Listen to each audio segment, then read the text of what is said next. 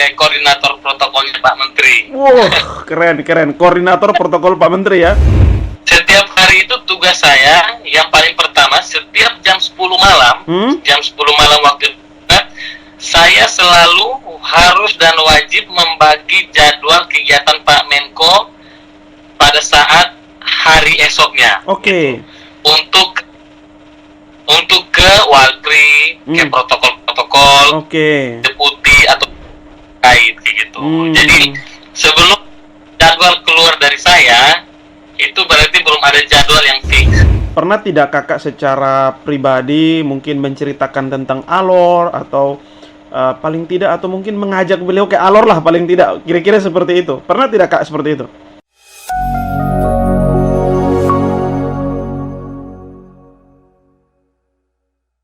Ya, halo, shalom, assalamualaikum warahmatullahi wabarakatuh, salve, selamat pagi, siang, sore, malam buat teman-teman semua. Kembali lagi bareng saya di Alor Podcast, dan kali ini saya sudah bersama dengan satu orang anak muda yang wah keren sekali, luar biasa ya. Bisa menjadi ajudan Pak Luhut Binsar Panjaitan. Ya, wah ini tentu saja bintang tamu kita kali ini nih pasti seru untuk kita dengar ceritanya nih. Halo, saya langsung perkenalkan saja Kak Alan Kinanggi ya, Kak Alan Kinanggi ya. Iya, betul. Oke, Kak Alan bisa perkenalkan nama panjang Kak Alan dan juga mungkin cerita sedikit lahir di mana, terus kemudian tahun berapa, keluarganya seperti apa. Silakan Kak Alan. Siap. Terima kasih banyak Kakak sudah luangkan waktu untuk kita sharing terkait ya pekerjaan di Jakarta. Pertama, saya nama lengkap Alan Soekarno Putra Kinanggi. Wis, namanya saja ngeri sekali ya, Soekarno Putra ya. Saya tahun 1995, 6 Juni 1995. Kebetulan bertepatan dengan tanggal lahir Pak Soekarno, jadi Bapak kasih nama tengah saya Soekarno. Oke, ya. Kak Alan berapa bersaudara Kak Alan? Saya ada 6 bersaudara, cuman yang paling kecil sudah meninggal duluan. Oke, berarti Kak Alan anak yang Saya anak kelima, yang paling bungsu. Yang paling bungsu. Sudah berkeluarga Kak Alan? Alhamdulillah dari 10 Oktober 2020 saya udah berkeluarga. Oke. Kak Alan, cerita sedikit tentang latar belakang pendidikan. Kak Alan kalau tidak salah alumni IPDN ya Kak Alan? Betul. Jadi saya latar belakang pendidikan saya SD di Cokro Aminoto 1 Kalabahi di Betabua. Oke. Setelah itu di SMP Negeri 1 Moru. Oke. Di Kampung Alam. Setelah itu saya lanjut ke SMA Negeri 1 Kalabahi. Oke. Kakak. Ya. Nah, terus kemudian kuliah di IPDN. Iya, jadi tidak segampang itu. Jadi setelah lulus, memang prospek bapak saya itu dari SMA dia sudah mau saya masuk IPDN. Jadi pas SMA, kebetulan saya satu angkatan dengan Yogi Wali, kita sama-sama SMA, kita sama-sama paskibraka juga. Iya. Oke, betul. Kak Yogi itu pernah saya podcast edisi perdana tuh Kak Yogi. Ya, Kak Alan, saya langsung ke pertanyaan inti Kak Alan. Bagaimana sih ceritanya bisa sampai jadi ajudannya Pak Menteri Luhut? Itu ceritanya gimana tuh, Pak? Jadi di sini saya meluruskan dulu nih. Meluruskan dulu. Iya. Jadi, saya sebenarnya bukan ajudan. Saya protokol Pak Luhut. Protokol Pak Luhut. Jadi itu gimana? Di pembagiannya seperti apa? Ajudan protokol itu bagaimana tuh? Cerita sedikit dulu ya. Jadi yang itu ada ajudan yang pertama, yang kedua ada protokol, yang ketiga ada sespri, yang keempat ada walpri. Karena kan Bapak Menko ini beliau dari latar belakangnya TNI, jadi segala sesuatu itu harus jelas gitu. Berarti kakak Jadi protokol. Tupoksi kakak apa sih? tupoksi protokol itu yang paling penting, segala kegiatan Bapak Menko di dalam kantor maupun di luar kantor, biarpun itu kunjungan kerja, kunjungan harus saya pastikan pekerjaan beliau, kunjungan kerja beliau harus lancar dan tidak ada masalah. Gitu. Berarti tentu saja sangat sangat dekat dengan Pak Luhut ya, karena pasti hari-hari akan berhubungan dengan beliau. Ya begitulah. Bagaimana ceritanya sampai Kak bisa sampai ke ini protokol Pak Luhut tuh? Ceritanya gimana tuh? Ini cerita agak panjang nih. Iya, tidak apa-apa. Setelah lulus IPDN tahun 2017, Iya. biasa kami dikembalikan ke daerah asal. Jadi saya kebetulan daerah asal Kabupaten Alor, Provinsi NTT. Saya dikembalikan ke NTT untuk mengabdi selama 1 tahun untuk masa CPNS. Oke. Nah, mengabdi selama 1 tahun, kami seluruh angkatan saya itu dipanggil kembali ke pusat, ke Kemendagri untuk dilakukan penyebaran seluruh Indonesia. Kayak gitu. Oke. Kami itu pada tahun 2018 kami ke Jakarta, berkumpul di IIP Cilandak. Kami dibagilah ke seluruh seluruh provinsi se-Indonesia dan ada kementerian lembaga terkait di Jakarta gitu. Kebetulan saya ini termasuk ke dalam nama-nama orang yang tetap berada di Kementerian Dalam Negeri gitu. Jadi tetap di Jakarta.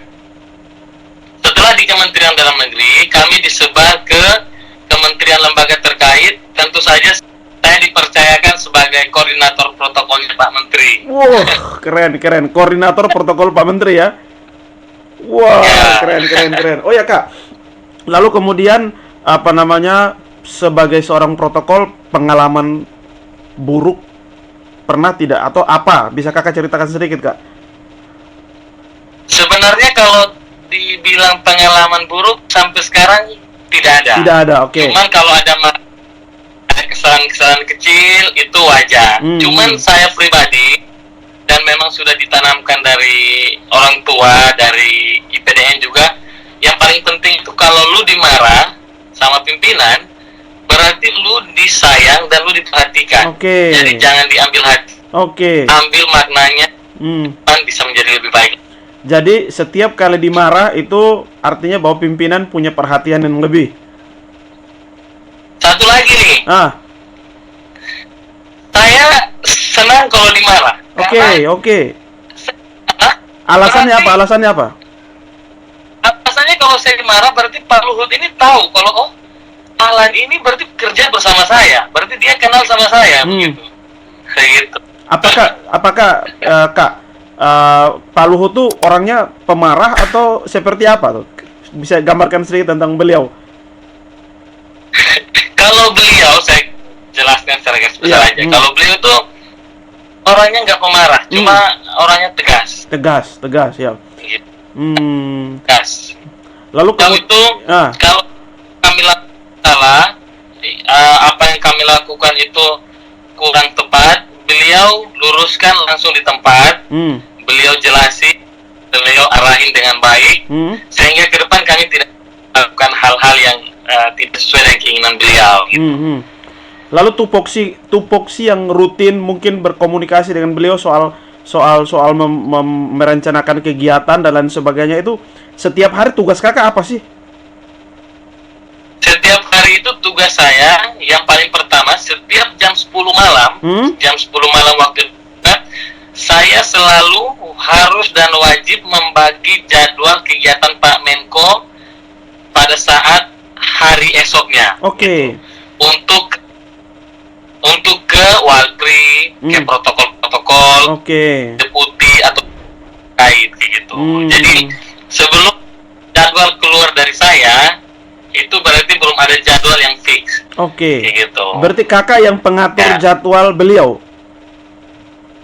Untuk pengatur jadwal beliau itu lebih ke sekretaris pribadi beliau. Oke, sekretaris. Berarti kakak ini reminder begitu, pengingat. Iya, pengingat. Jadi setelah sekretaris pribadi itu merancang jadwal untuk Oke, besok, kakak mendistribusikan begitu. Yes, mereka akan kirim ke saya sebagai penyalur untuk semua yang berkaitan dengan kegiatan besok. Gitu. Berarti ketika di dalam aktivitas beliau kalau ada miss komunikasi dan lain sebagainya, kakak orang yang paling disalahkan nih. Ya, saya orang yang paling bertanggung jawab sebelum naik ke protokol dan kabak protokol. Oke. Nah, Kak ini Alan, saya mau pengen tahu juga sih, beliau tuh kesehariannya bagaimana sih, bisa gambarkan tentang kesehariannya dan apa yang beliau suka, apa yang beliau tidak suka, bisa gambarkan sedikit tentang beliau. Beliau kesehariannya itu, ini saya bagikan aja rahasia umum nih. Iya. Kenapa beliau bisa sehat sampai sekarang, kalau dilihat di media sosial, dilihat secara langsung, beliau umurnya udah 70-an tahun tapi masih sehat gitu.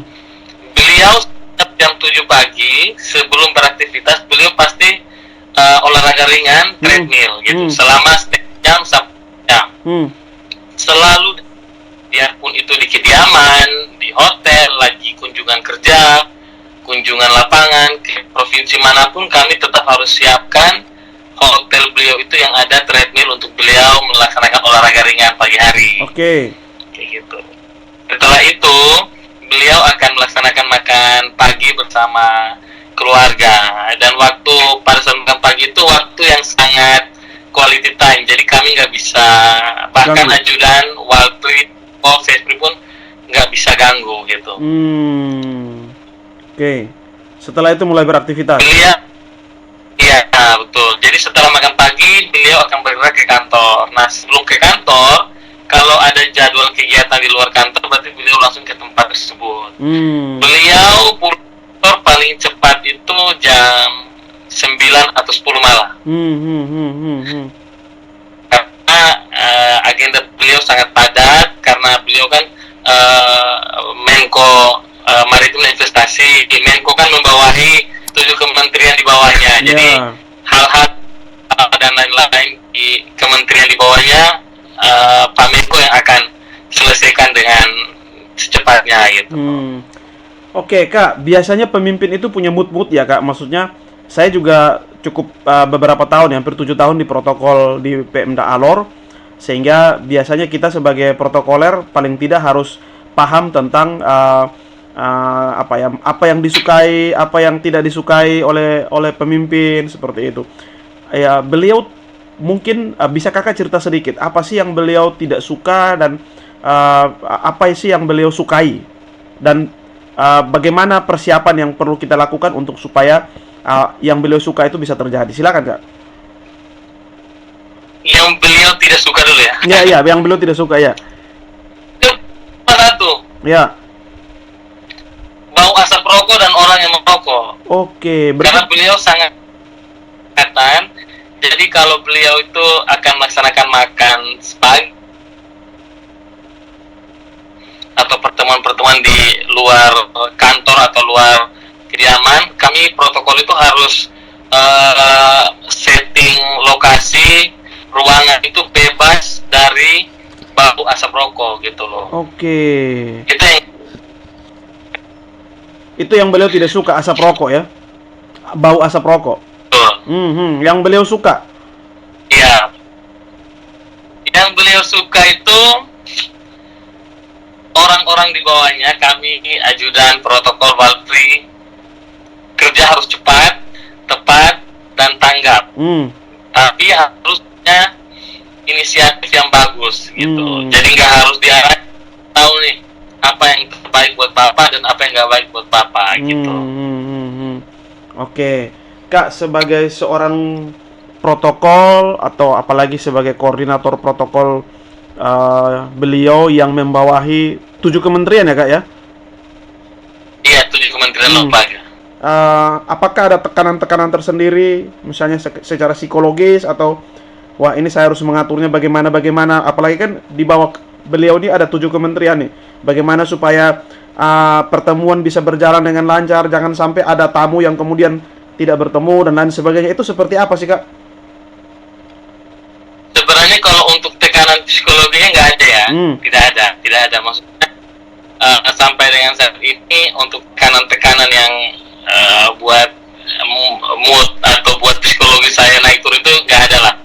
Cuman untuk mengatakan itu kita sebagai protokol yang paling penting itu harus mempunyai link dan harus bisa berkoordinasi dengan baik dengan pimpinan, dengan teman-teman protokol, dengan protokol di 7 kementerian lembaga terkait ini, sehingga segala sesuatu itu kita udah bisa antisipasi sebelum hari H atau waktu kegiatannya gitu. Atau mungkin ada bupati, wali kota, gubernur mau bertemu dengan Pak Menko itu sebelum mereka sampai kantor atau sampai ke Jakarta itu kami sudah selalu reminder mereka, selalu ingatin mereka untuk apa-apa yang harus mereka bawa, apa-apa yang harus mereka siapin, dan apa-apa yang tidak perlu mereka bawa kayak gitu. Apalagi Pak orangnya nggak mau terlalu banyak, misalnya nih ketemu sama gubernur tapi harus bawa banyak-banyak orang, Bapak kurang berkenan gitu. Apalagi di masa pandemi seperti ini, lebih baik ketemu dengan satu orang yang punya power lebih gitu. Jadi bisa cepat dan kesehatan pun terjamin gitu. Lalu kemudian tamu siapa sih yang beliau terima atau bagaimana ketika ada orang mau bertemu tuh? Biasanya pasti pemimpin ini pilih-pilih tamu nih atau bagaimana sih beliau tuh? Sebenarnya beliau tuh tidak pilih-pilih tamu gitu. Jadi siapa Bapak dari kabupaten mana aja, dari lembaga mana saja, dari provinsi mana, Bapak pasti akan terima. Hanya saja itu kan ada prosedurnya. Jadi untuk bertemu harus ada pengiriman surat dari provinsi atau kabupaten kota terkait dan audiensi pertemuan dengan Pak Menko gitu. Nah, setelah pengiriman nanti akan disortir ke bagian persuratan, dari persuratan di bagian TU Menko, dari TU Menko ke Sespri, nanti Sespri akan masukin ke Pak Menko. Nah, nanti di situ Pak Menko akan lihat urgensinya. Ini berkaitan dengan saya atau tidak, atau ada hal-hal yang memang Pak Menko delegasikan ke staf khusus, penasihat khusus, para deputi kayak gitu. Lalu biasanya kalau ke daerah-daerah itu kayak macam dulu Pak SBY waktu ke Alor itu ada permintaan, misalnya tempat tidurnya harus ukuran sekian, lalu kemudian kendaraannya sekian, ruang kamarnya harus ditata seperti ini. Beliau apakah seperti itu juga? Kalau Pak Menko tidak ada permintaan khusus terkait itu. Hanya saja seperti saya bilang, kami sebagai protokol ini harus punya inisiatif lebih kayak gitu.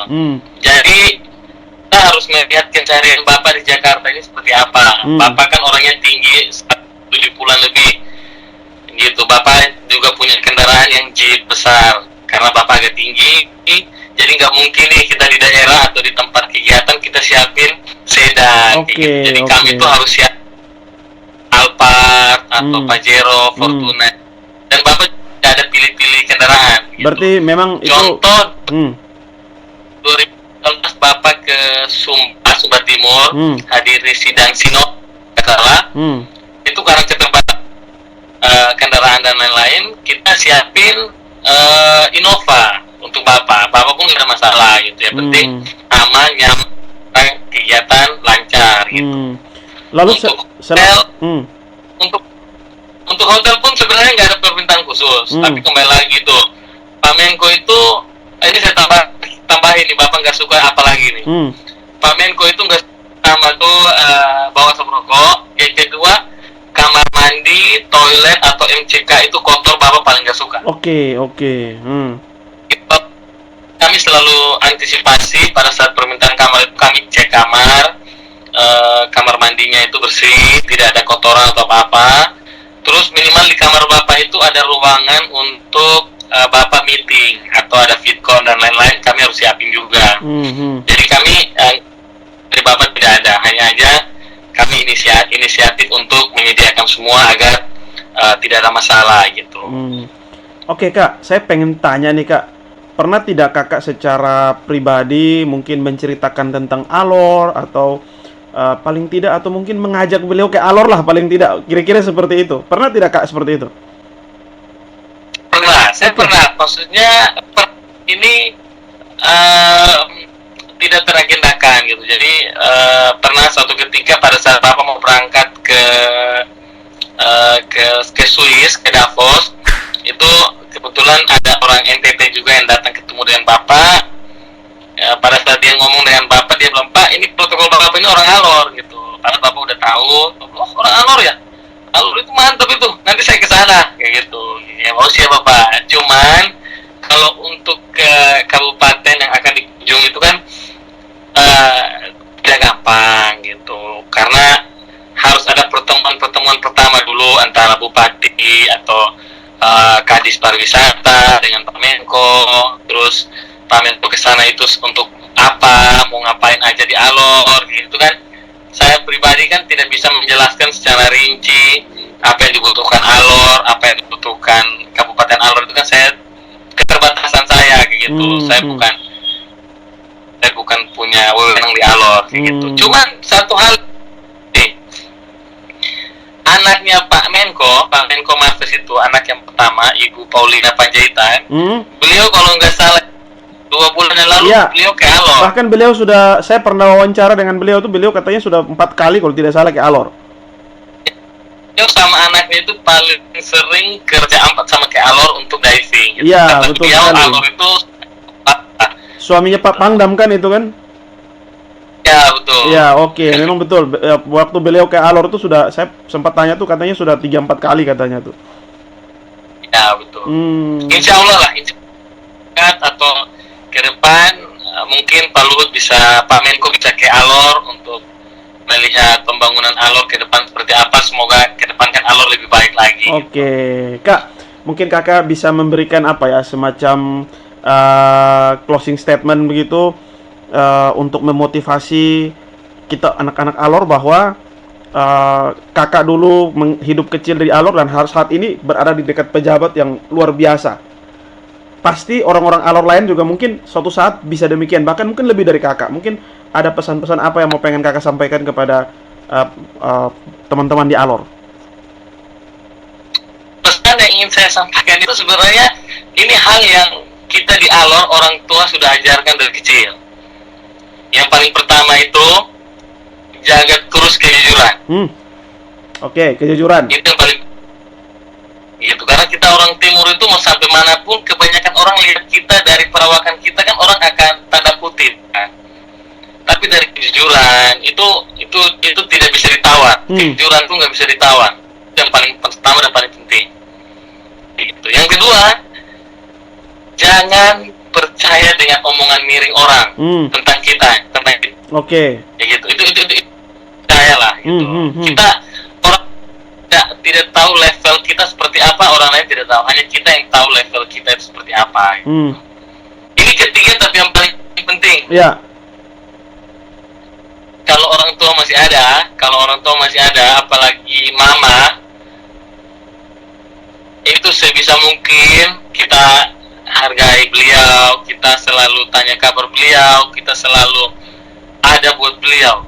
Karena saya merasakan bukan mau apa ya, kata orang mau pansos atau mau apa, cuman saya dari IPDN dari angkatan pertama sampai detik ini saya tidak pernah satu hari pun saya lewati telepon saya punya mama.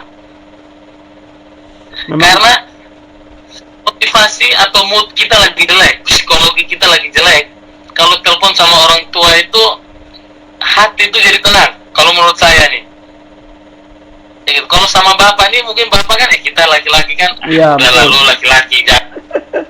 Kalau sama dengan mama itu beda gitu, karena saya satu orang yang paling tidak bisa kalau saya tidak hubungi mama atau bapak satu hari pun. Coba tanya kakak Indah atau tanya bapak, tanya mama saya. Saya mau berangkat pun saya harus hubungi mama saya, karena kalau menurut saya itu mama itu paling penting. jasa-jasanya kita tidak akan bisa balas. Biarpun saya sekarang udah seperti begini, saya tidak akan balas dengan uang berapapun banyak saya kasih ke beliau. Gitu. Karena doa ibu, doa mama itu selalu didengar Tuhan yang di atas. Tidak mungkin tidak didengar. Itu sih yang paling penting menurut saya tuh. Siap, Kak. Pesan-pesan yang luar biasa. Mudah-mudahan pengalaman kakak bahwa ada orang Alor jauh-jauh, mau dibilang Moru tuh bukan kota-kota amat lah, dari kampung gitu ya, dari kampung, dan hari ini bisa menjadi koordinator protokol Pak Luhut Binsar Panjaitan. Itu satu hal yang luar biasa. Kami dari Alor terus mendoakan kakak supaya tetap sukses, tetap menjadi kepercayaan dari Pak Luhut, dan berharap suatu saat mungkin melalui kakak mungkin Pak Luhut bisa ke Alor begitu ya. Atau mungkin Pak Jokowi bisa, kan Pak Luhut ini kan dekat Pak Jokowi nih, bisa main-main ke Alor Kak. Karena sebetulnya orang Alor tuh sangat ini sih, sangat apa namanya, berharap Pak Jokowi itu bisa ke Alor. Nah, mudah-mudahan dengan kedekatan-kedekatan yang ada, ya siapa tahu besok-besok lusa nanti kan bisa ke Alor. Baik Kak Alan, terima kasih banyak atas waktunya. Salam buat semua di sana. Salam juga untuk Pak Luhut. Mudah-mudahan beliau tetap sehat, beliau tetap kuat, dan tetap diberikan hikmat dari Tuhan untuk sama-sama membantu Pak Jokowi membangun bangsa dan negara. Baik, terima kasih Kak Alan untuk waktunya. Saya closing dulu. Baik, itu terima kasih. Itu perbincangan saya bersama Kak Alan Kinanggi. Ya, mudah-mudahan apa yang sudah kami perbincangkan ini bisa memotivasi teman-teman di Alor, bisa membangkitkan semangat teman-teman di Alor untuk bisa menjadi lebih baik lagi. Kalau ada orang yang bisa, pasti kita juga bisa. Demikian, jangan lupa klik bagikan video ini, like dan juga share dan komen serta subscribe channel YouTube saya. Terima kasih Kak Alan, dan terima kasih untuk kita semua. Selamat malam. Salve, assalamualaikum warahmatullahi wabarakatuh. Shalom, salam sejahtera untuk kita semua.